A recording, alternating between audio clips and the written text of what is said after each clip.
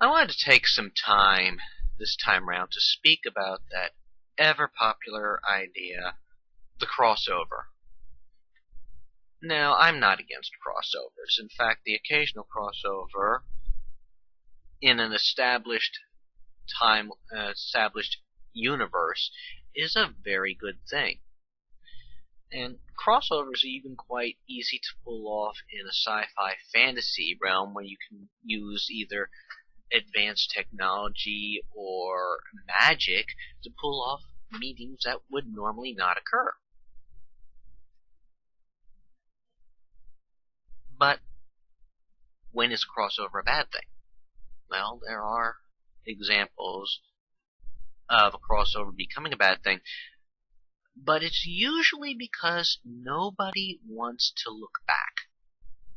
And I'll get to my point in a few moments on that. First off, crossovers are beautiful when the two respected parties in the crossover are either set in the same universe or can use plausible reasons for their encounters. Good example of good crossovers is how the NCIS franchise has literally exploded and dominated a portion of the viewing time on CBS. Now, of course, NCIS is a spin-off of JAG, Judge Advocate General, if you don't know what that means. And NCIS, of course, means Naval Criminal Investigation Service. But NCIS has used the crossovers to establish very good stories set in a joint universe. They have, of course, NCIS spawned NCIS Los Angeles, and then NCIS New Orleans had crossovers with those shows. And NCIS Los Angeles has had characters cross over and interact with the Hawaii Five-0 reboot franchise, basically putting those two in the same, quote, universe. And Hetty Lang has appeared on Scorpion, also tying that show and franchise to the NCIS universe. So, as you can see, that's a beautiful way to set up for interactions between the two, and if you keep these interactions, few and far between, in case any series forgets its roots and mentions something amiss, it's easily could be argued, oh well, there's a Hetty Lang in whatever universe Scorpion takes place in, so it's plausible. But in another franchise that's used it to great avail has also been the Law & Order Chicago franchises on NBC. Having Law & Order and its spin-offs link up with the Chicago series of shows. I think they're all developed by Mike Wolf. So, you have a plausible connection there. But where they go astray tends to be the more you get crossovers to occur. Prime example I cite on this one is Disney. Almost every one of Disney's situation comedies that they have developed since the time of That's So Raven has been combined together with crossovers. Now, the first couple shows of Disney that did that was That's So Raven, with its spin-off Cory in the House. The Sweet Life of Zack and Cody, with its spin-off or continuation of The Sweet Life on Deck. The show Hannah Montana, and the show Wizards of Waverly Place. Those 6 shows were all put in the same universe. And just to cement it on, the president and first daughter from featured on Cory in the House were on episodes of Hannah Montana. Also, on the Disney XD series, I'm in the Band has had a crossover with characters from Sweet Life on Deck, henceforth tying all those shows now together. That's about 7 shows, all tied together. Once those series died out, ended their runs, you then had Good Luck Charlie and Shake It Up, crossover. Followed by that, you also had then Jesse Show Up and Austin and Ally, and those 2 shows crossed over. Later on, you had Good Luck Charlie have another crossover with Jesse, tying those 4 shows together. And then you had Liv and Maddie get a crossover with Jesse, again adding more shows to the mix. And prior to Jesse's finale, Jesse had a chance encounter with Mr. Mosby, which would tie all the shows together. And if you don't think that they're this is the same, at the end of the episode, Mr. Mosby calls Cody and tells Cody how much this Jesse girl looks like Bailey. This ties together all these shows, and now that's about 13 shows all tied together. After that, they had a massive crossover event in October of 2015, which tied all the running shows that Disney has as sitcoms together. This includes the new show Best Friends Whenever, which has a time travel element to it.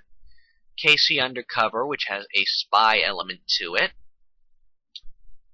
The show series I Didn't Do It, which I don't know how to explain that one. That's more like a sitcom that initially started at, oh, here's the danger they got into, and here's how they got to it. Austin and Ally, of course, showed up again. And there was one other show that, tying it into this mess, adds to things. Also, Jesse now had a spin-off called Bunked. The show that really affects this is Girl Meets World. Now, I Didn't Do It basically proved now that the president is President Obama, which means, if you look at the past of these series, it went Bush, then I believe the president's name on Cory in the House was Martinez, and then Obama. But the difficulty comes with putting Girl Meets World into this mix, because Girl Meets World has a history. It's this continuation of the ABC comedy Boy Meets World, which has had crossovers with featuring a character from Step by Step. Step by Step being set in the same universe, and it is mentioned that both Cory from Boy Meets World and the one son on Step by Step have a pen pal named Stephen Urkel. Yeah, I said it. Urkel. He made a mess of this whole thing. He did do that. Of course, Urkel is from Family Matters. Urkel has also crossed over to be on Full House. Yes, it was a one-time episode, but he was there. It's part of this mess. He also had a non-speaking walk-on a short-lived ABC show called Migo. Family Matters is also a spin-off of the show Perfect Strangers. Oh, and there is another spin-off set in the same universe as Full House, and that's called Hangin' with Mr. Cooper, because Michelle had guest starred on that one. And of course, the continuation of Full House, Fuller House. This is a big mess, and Disney, this is where where a writer doesn't pay attention. You look at a detail like, who's leading America? By having this disruptive history and throwing in another president, it causes a mess. and you can't pick and choose. And many people will say that they're all part of a shared universe. This is perfectly fine until you throw in big names. I mean, let's also face it, a show series that has had a long history, like Doctor Who and Star Trek, they had to incorporate real-life events that happened between this franchise's conception and debut and the time they're set in. Look at some of the Star Trek novels, and you will, especially the Starfleet Corps of Engineers, there is reference to 9/11 in there, which, if you go by the series history, might not have actually happened there. But this is where, of course, like the sci-fi shows, they have an easier time with crossovers because they can easily say alternate universe, time travel, alternate timelines. They got plausible excuses. Magic.